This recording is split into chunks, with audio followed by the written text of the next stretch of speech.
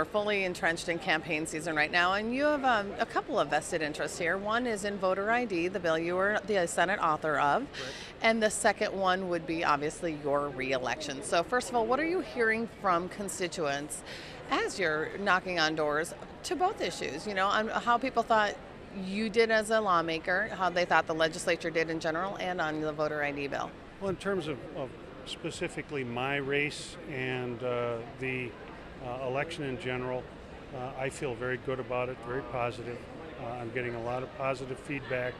And for those who don't happen to agree with me on my stance on issues, are thankful and have thanked me for at least giving them an idea as to why I vote on issues the way I do. And on a weekly basis, I try and send an email burst out, say, these are the bills that came up during the past week, this is how I voted, these are the reasons why.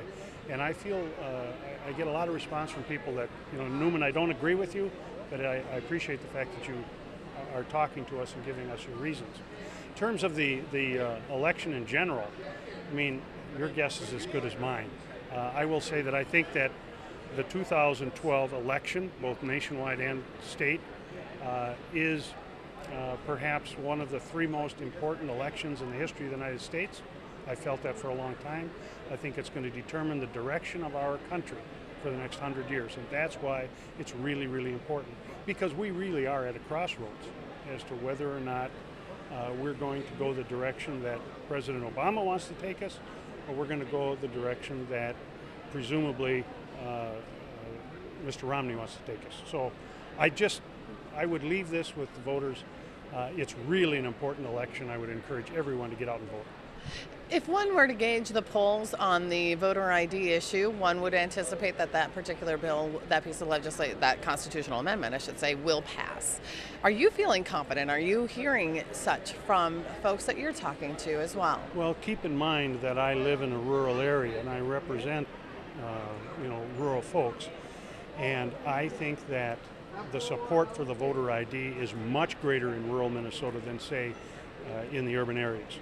So the feedback that I'm getting on voter ID is very, very positive, very positive.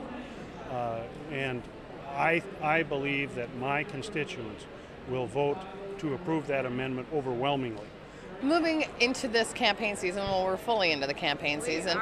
Senator, just tell me a little bit about what you're hearing from people as far as the work that was done with the legislature and things that you think remain to be done.